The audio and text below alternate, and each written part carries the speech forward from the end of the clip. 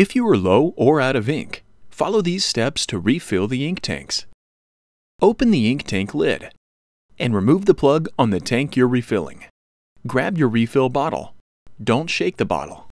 Twist off the cap and remove the seal. Then put the cap back on.